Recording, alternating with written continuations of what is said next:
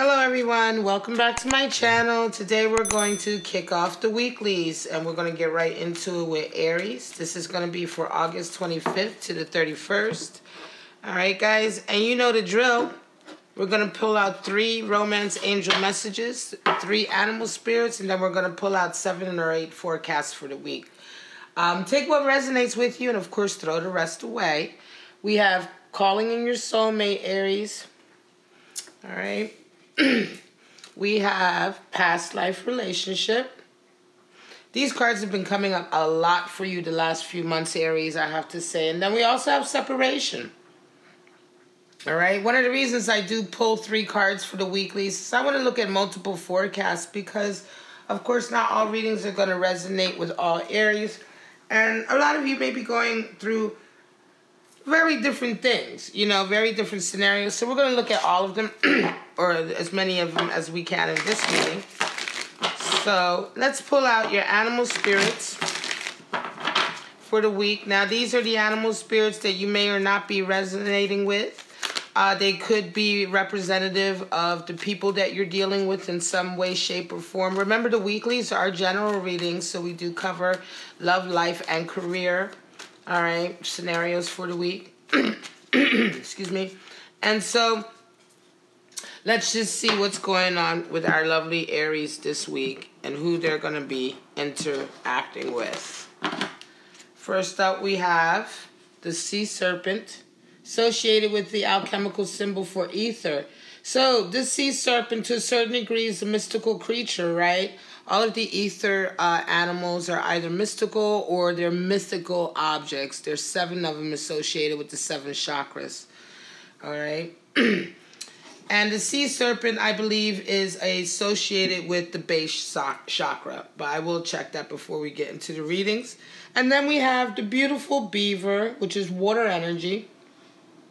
Actually, a very earthly creature, animal, but is associated with water, similar in that way to the frog energy, which is also a very earthly animal that is associated with the alchemical symbol for water.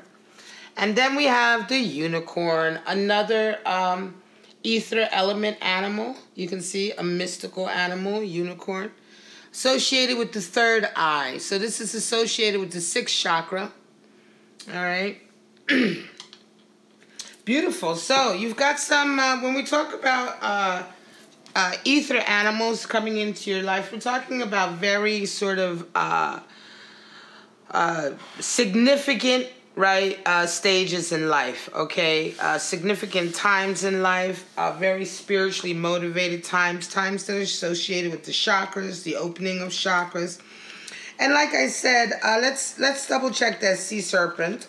Yes, indeed, the sea serpent is actually associated with the 2nd chakra, which is deep in the pelvic bone. So this is not the 1st chakra, which is at the root of the base of the spine, but we're talking about the one that's just a little bit above it and actually sits in the pelvic bowl. This is the chakra associated with Kundalini energy, sexual passion of all sorts, really, creative energy. All right, so the sea serpent represents energy of expression, healing emotional wounds, and expressing desires, of course, because it is associated with our passions, right? And so our passions are all about how we express ourselves, whether it's emotions, creativity, or sensuality. These are all ways of expressing ourselves. Oftentimes, the devil card is associated, which is... People interpret, and I'm going to mention the devil card briefly here. People interpret the devil card as being a very negative, evil, outside energy that can come into our lives. The devil card, which is obviously the 15 of the major arcana, is associated with a Capricorn, but is also associated with the 2nd chakra, with the same chakra that the sea serpent is associated with. And the reason for this is that ultimately the devil card and the sea serpent represent... that life force, that essence of what drives us. The essence of what drives us is passion. That passion is rooted in our sexuality, our sensuality, our ability to procreate with another person, right? Which necessarily involves sex. Now, what happens is, of course, when this passion or this driving force, right, this forward force that we have inside of ourselves, boiling away or rumbling away there at the second chakra, when force is not associated with a higher goal, a higher spiritual goal, this is how we then get into what we see as the negative side of the devil card, where we then become addicted, codependent. We search for instant gratification to sort of quell the passion, to satisfy the passions, right? To satisfy that desire. But when we associate the desire to a higher goal, a spiritual goal, an aesthetic goal, ultimately a goal of expressing ourselves, this is when we get works of art, we get masterpieces, we get symphonies, we get just beautiful, beautiful creations of man. And so this is why the devil card is not so much associated with negativity, but it's more associated with a blockage of our passions.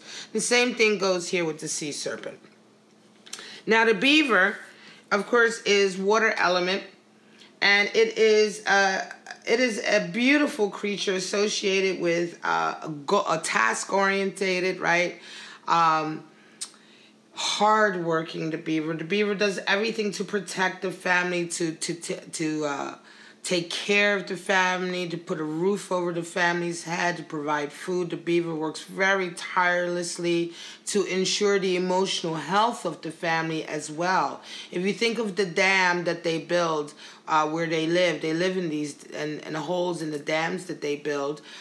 It's built in the water. And so we're talking about here the beaver's ability to create a structure or a foundation of support emotionally, right? So the beaver comes in and is able to support the family emotionally in a very practical way, in a very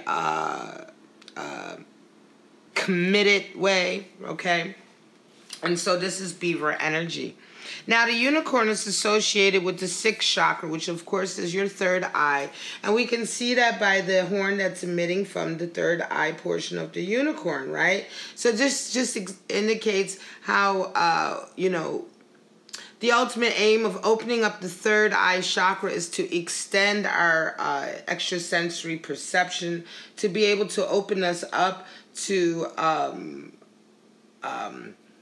energies that may not be seen but only can be felt, right? But the unicorn also is a beast of magic. It's associated with magic. It's associated with believing in magic, believing in fantastical things, having a sense of faith, right? Almost a childlike sense of faith. And so the unicorn also comes into our lives to indicate that in order to open up ourselves to things like extrasensory perception, open ourselves up to higher levels of intuition, other ways of seeing the world, we also necessarily have to have a belief in those things, right? We have to kind of come toward it with a belief and not a skepticism. It should not always be a proving game, right? If you don't believe in these things, then you know what I mean? You're never going to be able to feel them or witness them, right? And so it just harkens us to have a sense of magic in our lives. All right, guys? So now we're going to go into a series of 7 or 8 forecasts for the week. So we have 2 ether elements on the spread for the week as far as animal spirits, and we have 1 water spirit. All right, and let's see now, Aries, what is going on for you this week? What kind of scenarios we're looking at? Love, life, and career for August 25th to the 31st. All right. Show me for Aries what the week ahead holds in store for them.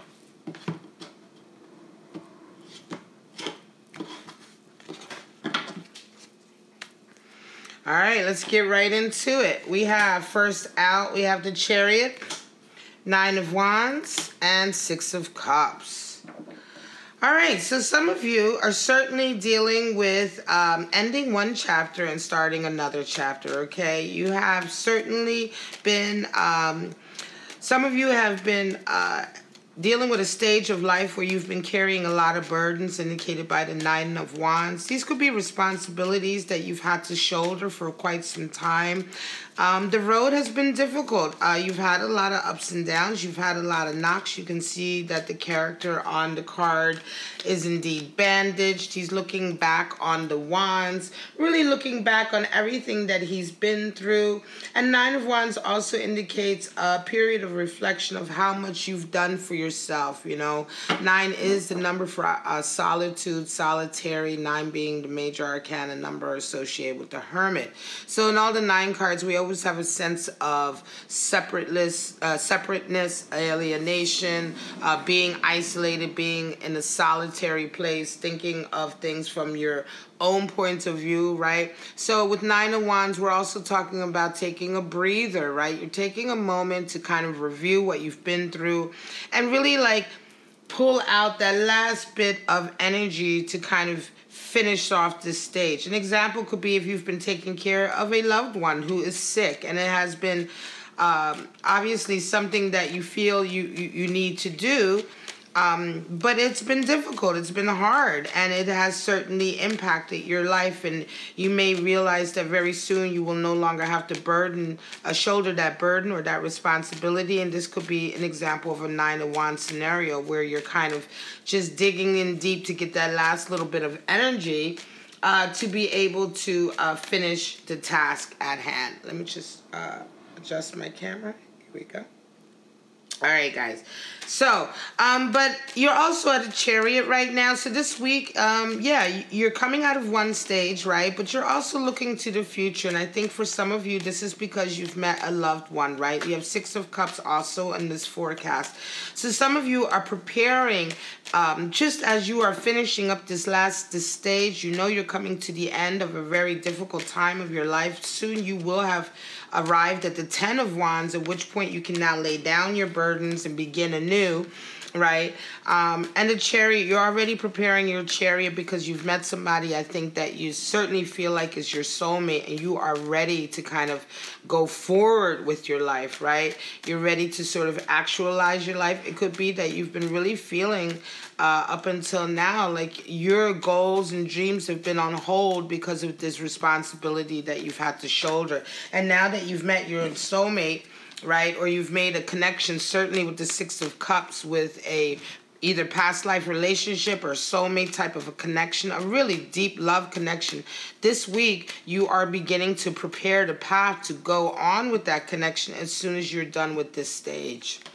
We have the Hermit. There we go. Major Arcana 9. And we have 8 of Cups and the High Priestess. Wow. Some of you are certainly coming out of a period of spiritual growth with that Hermit. You've been in solitude, maybe, that you have not been involved with anybody for quite some time. You may have been living in an environment of separation from others. We have separation from the romance angels up. But yeah, you've certainly been perhaps really walking a spiritual path, right? Really trying to get into yourself. You could also have been opening up your second chakra associated with the sea serpent and really getting in touch with your creative passions and desires, right? You certainly recently have made a decision to stay away from shallow relationships with that 8 of Cups. 8 is the number for boundaries, right? Restrictions and discipline, strengths and weaknesses. And so with 8 of Cups, we make a decision to move away from relationships that no longer serve us. Certainly relationships that don't fit into a certain standard for our lives. We've realized that we have to put boundaries in place in order to have the right relationships come into our lives that can take us to a higher level of connection. You can see the figure there moving up, moving to a higher level in terms of the lay of the land, because this indicates, you know, wanting to have love relationships that connect at a higher, more spiritual level rather than just a very shallow level where it's been at before. And you realize now that you need to be a bit more discerning with your partners. Certainly after all of this introspection this week, you get an increase in self-confidence, which is the High Priestess. So for some of you, you may be coming out of this period of solitude, you may be starting to reach out and join your social circles again, right? Come sort of back into society from a period of being away, period of introspection. But you're certainly coming in this week with a high level of intuition that you've developed, and certainly an increased level of self-confidence. And I think you're going to have encounters this week that highlight that for you, Aries. King of Pentacles, Magician, and Knight of Wands. So some of you may be resonating with Magician or King of Pentacles, in as much as you have certainly reached a certain level of success and abundance, right? But you're now looking to the future for something quite new. I think you may be encountering somebody this week who's very much your match. Now, this could be a career thing as well. Okay, I want to say that you're almost like a simpatico soul. This could be somebody, Aries out there, who is an artist. You may, because you may be, I see you representing almost as King of Pentacles, but associated with art and creative expression in a way. So it could be that, yeah, you have a certain level of success on a material plane, but you are also very much connected to some kind of profession that really speaks to your passions. And I think that this week you come across someone who really has ignited those passions a bit. Those passions may have laid a little bit dormant for a little while, again with that sea serpent energy. And so this person that you're coming across this week is really opening up that creative center for you. This person is representing as a magician. You know, my readings are not gender specific, so this could be male or female. But this person is certainly like manifesting skills and abilities that are making you really take notice. And I want to say this might be for some of you, Aries, who've been bored a little bit as of late with your success. You've reached a certain pinnacle in your career, and you maybe have gotten a little bit bored or disenchanted. And so this week, this person coming into you is very much opening up your eyes, and you find yourself embodying a Knight of Wands energy, in the sense that you have a renewed sense of it's like when you started your career before, you were like, you know, the young upstart, and you had all this excitement. It's like this person is bringing that excitement back out in you, and you're displaying that with a Knight of Wands energy, which of course is fire energy and is who you are at your core. So it's like somebody who comes across your path this week that really ignites your desire to start a new project or to work towards a new goal. And it's quite exciting for you. Those of you who resonate with this, you'll know what I'm talking about. And there we go with the Devil card. This is exactly what I was talking about earlier in the reading with the Sea Serpent. So now you know what we're talking about with the Devil card, right? So some of you certainly have been, you've had your creative juices ignited, okay? Devil energy is highly creative energy. Okay, and it's energy that's been ignited, certainly on a very root level. This could also be sometimes when you meet your muse. If you are an artist, you've met your muse, then the Devil energy can come out, because it's as if your inspiration is kind of reignited, okay? But you do have a 9 of Cups on the board, and you have a 10 of Wands.